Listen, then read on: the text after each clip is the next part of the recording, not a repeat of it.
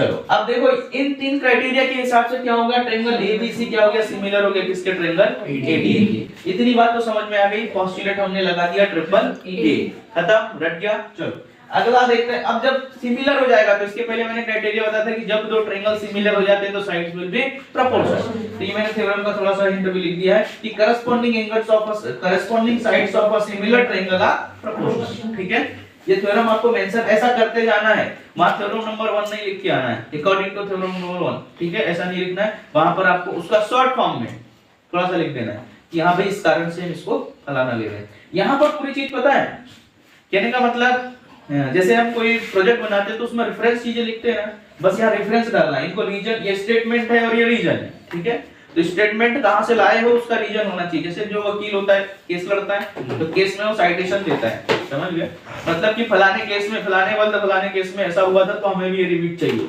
समझ गए। बस केस यहाँ पर भी वैसे ही लड़ना है, केस में भी यही चीज होती है ना, इसी केस का हवाला दिया जाता है कि मतलब उस केस में उसको रियायत मिली थी तो हमें भी इस केस में चाहिए। बस यहाँ पर भी इस थ्योरम में ऐसा हुआ था तो ये भी बोल रहा है हमें भी यहाँ ये चाहिए, समझ गए।